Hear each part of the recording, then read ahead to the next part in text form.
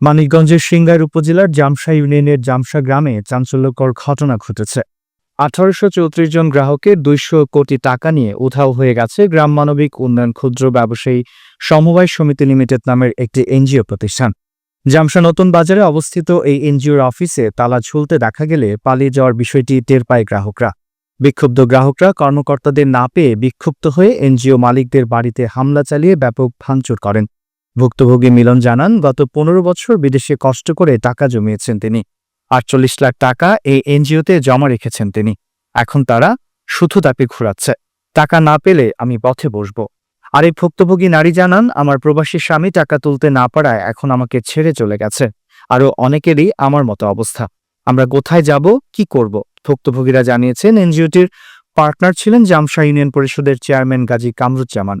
এছাড়াও এতে পার্টনার ছিলেন মোহাম্মদ আমজাদ হোসেন, মোহাম্মদ উজ্জ্বল ও হাবিবুল্লাহ। এদিকে এনজিও পার্টনার মোহাম্মদ উজ্জ্বল মোবাইল ফোনে জানান তাদেরকে ১ বছরের সময় দিতে। উজ্জ্বল আশ্বাস দেন, সময় পেলেই সকল গ্রাহকের টাকা পরিশোধ করা হবে।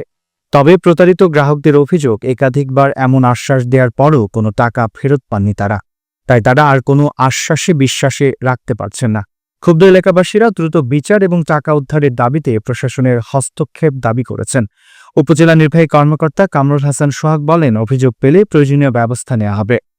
আমি এসে টাকা ছিলাম, আমার হাতে অনেক খারাপ ব্যবহার করে। তাতে টাকার দিনে আমার স্বামী আমার খালাইতে চলে গেছে। না খায় আমাকে দিন যে আমরা কত কষ্ট করে তার টাকা পয়সা জমা তার ব্যাংকে খিছি, যে আমাকে দিন তো সবসময় আমার কষ্ট থাকতো না, তাহলে আমাকে এই টাকা গুনে দেয় না। গাজী আর হইলে উজ্জ্বল আর হইলে যে আমজাদ আর হইলে যা মাহাবুর এখন গোষ্ঠী চালে তো জমা রাখে, ওরকম জমা রাখছি। আজকে ওরা আমাকে টাকা চাইবে, অত্যাচার করে দেয় তো না, অত্যাচার করে। আর কয় টাকা থুই যাও কে? সর্বমোট ৪৮ লক্ষ টাকা রাখছি ব্যাংক থেকে উঠিয়ে, কারণ আমার ব্যাংকের প্রতি আস্থা ছিল না। বাংলাদেশ সরকার যখন বলছিল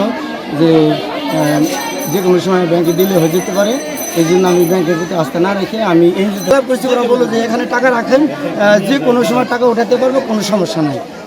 যখন আমার টাকার দরকার পড়ছে তখন আমি টাকা পাচ্ছি না। এই